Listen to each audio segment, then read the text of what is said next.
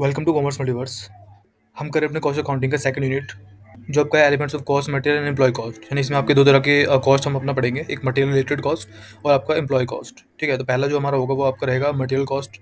ठीक है, material cost से रिलेटेड सारी चीज़ें, किस तरह से मटेरियल कंट्रोल होता है, किस तरह से मटेरियल अकाउंटिंग होती है, क्या क्या इसमें अलग अलग पार्ट होते हैं, वो सारा हम देखेंगे। फिर इसके बाद हमारी जो वीडियो रहेगी वो आपकी रहेगी एम्प्लॉय कॉस्ट।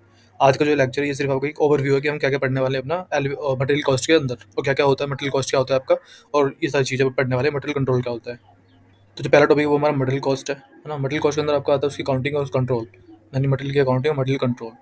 ठीक है, सबसे पहली बात कि मटेरियल होता क्या है आपका। तो जो भी कमोडिटी या जो भी सब्सटेंस आप यूज़ कर रहे हैं ना अपने किस चीज़ में, अपने प्रोडक्शन के लिए, किसी भी गुड्स या सर्विस को प्रोड्यूस करने के लिए जो भी आप सब्सटेंस यूज़ कर रहे हैं वो आपका मटेरियल होता है ना। गुड्स एंड सर्विसेज के लिए, गुड्स में आपका क्या हो जाता है, कुछ भी रॉ मटेरियल हो गया आपका, कुछ भी आपका आयरन वगैरह है, कुछ भी रॉ मटेरियल जो आपको लगता है गुड्स को प्रोड्यूस करने में। ठीक है, और सर्विसेज में कौन से मटेरियल यूज़ होते हैं, सर्विस में भी मटेरियल आपके यूज़ होते हैं। जैसे एग्जाम्पल के लिए आपके पास बार्बर है, तो बार्बर आपकी कुछ आपको शेविंग शेविंग की सर्विसेज दे रहा है, या शेव कर रहा है, या जो भी कटिंग कर रहा है, तो वहाँ पे जो भी वो टूल्स यूज़ करता है, जो भी वो मटेरियल अपने यूज़ करता है, जैसे उसने आपके शेविंग की, तो शेविंग क्रीम जो है उसके लिए वो क्या हो गया, वो आपके लिए मटेरियल हो गया, सर्विस में उसने यूज़ किया। या आप अपनी कार वॉश कराने जाते हैं, तो वहाँ पे जो भी सब्सटेंस यूज़ करता है अपनी आपकी कार को वॉश करने के लिए, वो सारे मटेरियल आपके क्या हो गए, सर्विस में यूज़ होने वाले डायरेक्ट मटेरियल हो गए। तो जो ये सब चीज़ हमारे मटेरियल जो यूज़ होते हैं प्रोडक्शन के लिए, उसे हम अपना मटेरियल कहते हैं। ठीक है, अब हमने आपको पिछले जो कुछ वीडियोस थी, इंट्रोडक्शन की वीडियोस थी, उसमें हमने पढ़ा था आपका कि डायरेक्ट मटेरियल जो होता है वो दो तरीके का होता है। एक आपका होता है डायरेक्ट मटेरियल, और एक आपका होता है इनडायरेक्ट मटेरियल। तो डायरेक्ट मटेरियल क्या होता है, वो मटेरियल जो आपने डायरेक्टली किसी एक प्रोडक्ट में उसे प्रोड्यूस करने के लिए यूज़ किया है, जिसे आप डायरेक्टली ट्रेस कर सकते हैं कि हाँ मैंने ये मटेरियल इस पर्टिकुलर प्रोडक्ट के ऊपर यूज़ किया है, तो डायरेक्ट होता है। इसके अलावा आपका इनडायरेक्ट मटेरियल होता है ना। इनडायरेक्ट मटेरियल जो डायरेक्ट आप उस प्रोडक्ट में यूज़ नहीं कर रहे हैं, बट उसकी बस एक तरह से आपकी हेल्प कर रहा है उस चीज़ को प्रोडक्शन करने में। जैसे मशीन वगैरह में ग्रीस वगैरह हो गया आपका, है ना, कुछ आपके इक्वाइपमेंट हो गए छोटे मोटे जो हेल्प करते हैं उसमें, वो सारी चीज़ें। अब मटेरियल जो होता है वो आपका तीन तरह का होता है main, raw material, finish goods और आपका सेमी फिनिश गुड्स, है ना। तो रॉ मटेरियल क्या होगा, जो भी आप डायरेक्टली किसी चीज़ को बनाने के लिए रॉ खरीदते हैं, है ना। रॉ में आपको क्या क्या आता है, जैसे आप टेबल बनाना चाहते हैं, लकड़ियाँ जो आप खरीद रहे हैं, है ना, वुड जो आप खरीद रहे हैं रॉ, या आप कुछ आयरन का कुछ बना रहे हैं, तो जो आप रॉ आयरन खरीद रहे हैं वो आपको रॉ मटेरियल में आ गया। फिर सेमी फिनिश्ड का मतलब क्या होता है, इसे हम अपना वर्क इन प्रोग्रेस भी कहते हैं। जो भी आधा बना हुआ है और आधा भी मतलब अभी प्रोग्रेस में है, अभी वो बन रहा है, अभी ना तो वो रॉ मटेरियल है ना वो कंप्लीट बनाया है अभी। और फिनिश गुड क्या होता है, जो भी गुड्स आपके रेडी हो चुके हैं बन के सेल होने के लिए, वो फिनिश गुड हो गए। अब अगर हम बात करें मटेरियल कंट्रोल का मीनिंग क्या होता है, तो मटेरियल कंट्रोल का मतलब होता है आपका कि हमें क्या करना है, जो कॉस्ट है किसी चीज़ मटेरियल की, उसे हमें क्या करना है, रेगुलेशन, उसे रेगुलेट करना है, उसके फंक्शंस को, है ना। यानी मेन हमें क्या करना है, जो भी मटेरियल है उसे हमें उसकी हमें प्रोक्योरमेंट देखनी है, स्टोरेज देखनी है, और उसका क्या यूसेज हो रहा है हमें वो देखना है। तो ये तीन चीज़ें हमें मेन देखनी होती है मटेरियल कॉस्ट के अंदर।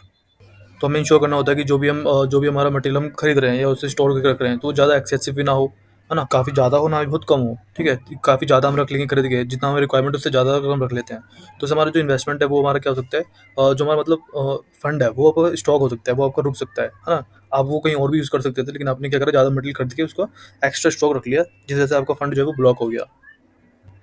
ठीक है, और काफ़ी कम खरीदेंगे आप, तो टाइम पर जो है मटेरियल आपके लिए अवेलेबल नहीं होगा, हो सकता है आपकी उसकी शॉर्टेज हो जाए। तो इसलिए हमें ये तीन चीज़ें अपनी जो है ये इंश्योर करनी होती है। मटेरियल जो होता है उससे काफ़ी ज़्यादा कॉस्ट में, जो भी हम चीज़ बनाते हैं उसमें सबसे ज़्यादा कॉस्ट किसी होती है, आपकी मटेरियल की होती है। तो इसलिए हमें क्या करना पड़ता है, काफ़ी इंपॉर्टेंट हो जाता है कि हम उसकी क्या रखें, एक स्ट्रिक्ट अपने पास एक कंट्रोल रखें अपने जो भी मटेरियल की कॉस्ट है उसके ऊपर। अब जो एक गुड मटेरियल कंट्रोल का सिस्टम होगा उसमें आपका क्या क्या इंक्लूड होता है ना। यानी कि हम एक तरह से हम क्या क्या पढ़ने वाले हैं आपका मटेरियल कंट्रोल के अंदर। ठीक है, तो उसके अंदर आपका होता है एक इशू ऑफ परचेज रिक्विजिशन, है ना, कि जो भी हमें मटेरियल चाहिए उसके लिए हमें एक रिक्विजिशन बनानी होती है कि क्या क्या मटेरियल हमें ज़रूरी है, क्या क्या मटेरियल हमें चाहिए। इसके बाद हम क्या करते हैं, इंक्वायरी एंड टेंडर, मतलब हम क्या करते हैं, टेंडर निकालते हैं, जो भी बेस्ट आपका सेलर होगा, है ना, जहाँ से हमें अपनी रॉ मटेरियल खरीदनी है उसको हम चूज़ करते हैं। फिर हम उन्हें परचेज़ के लिए ऑर्डर देते हैं, परचेज़ प्रोसीजर आता है इसमें। फिर उसका रिसीट एंड इंस्पेक्शन, जो भी गुड्स हम खरीदते हैं उनको उनको काउंट करना, है ना, उनकी क्वालिटी चेक करना, ये सारा काम होता है आपका। उसके बाद आपको स्टोरेज ऑफ मटेरियल, है ना, किस तरीके से स्टोर करके रखना है उसका। फिर इशू ऑफ मटेरियल, जिसके अंदर काफ़ी सारे मेथड आपके होते हैं, लीफो फीफो और काफ़ी अदर मेथड होते हैं जो हम देखेंगे आगे। फिर स्टोर रिकॉर्ड्स। ठीक है, तो ये सारे फंक्शंस को हम क्या करेंगे अपना आने वाली सारी वीडियोज़ में पढ़ने वाले हैं। हम ऑब्जेक्टिव की बात करेंगे, एक मटेरियल कंट्रोल का ऑब्जेक्टिव क्या होता है, तो मेन ऑब्जेक्टिव हमारा क्या होता है कि हम चाहते हैं कि जो भी हमारे पास रॉ मटेरियल है वो हमें टाइमली अवेलेबल हो, है ना। टाइमली अवेलेबल होगा तभी उसका एफिशिएंट हम यूज़ कर पाएंगे। ठीक है, और हम अगर वो टाइमली अवेलेबल नहीं होगा तो उससे क्या होगा, प्रोडक्शन में डिले आ सकती है। तो प्रोडक्शन को जो डिले है वो अवॉइड करने के लिए हम अपना मटेरियल कंट्रोल करते हैं, to avoid over stocking of material. ठीक है, हम नहीं चाहते कि जो हमारा मटेरियल है वो अंडर स्टॉक ओवर स्टॉक हो जाए। हम चाहेंगे उसकी एक इकोनॉमिक ऑर्डर क्वांटिटी आपकी रहे, है ना। इकोनॉमिक ऑर्डर क्वांटिटी क्या होती है वो हम आगे बढ़ेंगे अभी। क्वालिटी कंट्रोल करने के लिए कि जो भी हमारा गुड्स जो भी हमारा मटेरियल है उसकी बड़े से बड़े क्वालिटी हमारे पास रहे। Proper storage of all type of materials, ठीक है, डाटा मैनेजमेंट कि जो भी मटेरियल हम खरीद रहे हैं वो कहाँ से खरीद रहे हैं, कैसे खरीद रहे हैं, कहाँ उसको यूज़ हो रहा है, कितना यूज़ हो रहा है, इस सब हमें प्रिपेयर करने के लिए आपका अब मटेरियल कंट्रोल की ज़रूरत होती है। अगर बात करें आपको एडवांटेज की, ठीक है, तो पहला आपका क्या होता है, मेन एडवांटेज हम पहले पढ़ चुके हैं अपने इंट्रोडक्शन वाली वीडियोज़ में कि भैया कॉस्ट कंट्रोल हमें करना है, उसका एनालाइज हमें करना है, ठीक है, ये सारी चीज़ें होती हैं।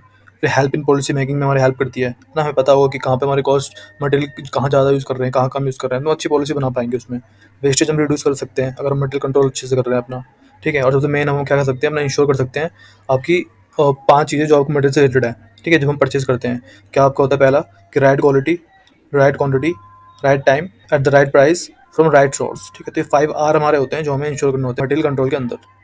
इसके बाद हमारे डिफरेंट डिफरेंट आपकी ऑर्गेनाइजेशन होते हैं, डिपार्टमेंट होते हैं जो मटेरियल कंट्रोल में लगे होते हैं आपका, है ना। क्या क्या होता है, पहला आपका होता है परचेज डिपार्टमेंट, है ना, जो परचेज से रिलेटेड सारी चीज़ों को देखता है। फिर आपका प्रोडक्शन डिपार्टमेंट होता है, ठीक है, जो क्या करता है उस मटेरियल कितना मटेरियल उनको चाहिए या फिर कितना मटेरियल रिक्वायर्ड वो सब हमें बताते हैं। फिर आपका होता है स्टॉक एंड इंस्पेक्शन डिपार्टमेंट, जो जो भी मटेरियल आपने परचेज किया, है ना, उसको ठीक से इंस्पेक्शन करते हैं, उसकी क्वालिटी चेक होता है, उसकी क्वांटिटीज चेक होती है ना, सही सही प्राइसेस वगैरह पे है कि नहीं, वो सारी चीज़ें चेक करते हैं। और उसके बाद आपका स्टोर एंड कीपिंग डिपार्टमेंट, ठीक है, जो उसको स्टोर करके रखेगा, ठीक है, उसकी काउंटिंग देखता है कि कितना मटेरियल आपका इन हो रहा है, कितना मटेरियल आपका आउट हो रहा है, सारी चीज़ें देखता है। फिर आपका आता है कॉस्ट अकाउंटिंग डिपार्टमेंट, जो आपकी क्या करेगा और सारी कॉस्टिंग देखता है आपकी मटेरियल वगैरह की, जितनी भी आपकी कॉस्ट लग रही है प्रोडक्शन के अंदर वो सारी। फाइनेंशियल डिपार्टमेंट होता है जो पीएनएल वगैरह प्रिपेयर करते हैं, है ना, बैलेंस शीट वगैरह प्रिपेयर करते हैं कि कहाँ पे कितना कॉस्ट यूज़ हुई है आपकी। फिर आपका होता है स्टॉक कंट्रोल डिपार्टमेंट, ठीक है, कि जो आपका क्या करेगा, देखेगा कि भैया कितना स्टॉक हमें चाहिए अभी, कितना रिक्वायर्ड है, कितना रिक्वायर्ड नहीं है, कहीं ओवर स्टॉक ना हो जाए, कहीं अंडर स्टॉक ना हो जाए, ठीक है। तो सारी चीज़ें हम सारे डिपार्टमेंट के बारे में भी पढ़ेंगे अपनी आने वाली वीडियोज़ में। इसके बाद हम अपनी वीडियोज़ में पढ़ेंगे आपका जो मटेरियल टेक्निक्स होती हैं कि मटेरियल कंट्रोल करने के लिए क्या क्या टेक्निक्स होती हैं, ठीक है। ये सारी टेक्निक्स जो हैं सबको हम क्या करेंगे अपनी जो वीडियोज़ हम सब पे पढ़ने वाले हैं, ठीक है। पहला आपका होता है fixation of various stock level, ठीक है, आपके काफ़ी सारे स्टॉक लेवल्स होते हैं, जैसे आपका एक मिनिमम लेवल होता है, मैक्सिमम लेवल होता है, तो ये सारे हम पढ़ेंगे लेवल्स। फिर आपका सिस्टम होते हैं इन्वेंट्री के, ठीक है, perpetual system and periodic system, जिसके अंदर आपका आता है लीफ, वो ये सारे मेथड आपने पहले भी पढ़े होंगे अपने फाइनेंशियल अकाउंटिंग के अंदर, तो उन्हें हम पढ़ेंगे। फिर आपको पढ़ेंगे इकोनॉमिक ऑर्डर क्वांटिटी, उसके बाद वो है एबीसी एनालिसिस, है ना, कि ऑलवेज बेटर कंट्रोल, ठीक है, ये सीबी हम देखने वाले हैं। फिर उसके बाद वीईडी एनालिसिस, फिर मटेरियल टर्नओवर रेशियो, एफएसएन एनालिसिस, ठीक है, आपको जस्ट इन टाइम अप्रोच, ठीक है, जो कि एक जैपनीज अप्रोच है। तो ये सारे अप्रोचेस, ये सारे मेथड हम अपने पढ़ने वाले हैं आने वाली वीडियोज में, ठीक है। तो जो नेक्स्ट वीडियो रहेगी वो रहेगी परचेस ऑफ मटेरियल से रिलेटेड, है ना, परचेस से रिलेटेड जितनी भी चीज़ें होंगी, जितने मेथड होंगे, जितने फॉर्मुलाज होंगे, वो सारे हम पढ़ने वाले हैं नेक्स्ट, ठीक है। अलग अलग परफॉर्मेंस होते हैं, वो सारे परफॉर्मेंस भी हम अपने देखने वाले हैं। तो अभी के लिए इतना ही, थैंक यू फॉर वॉचिंग।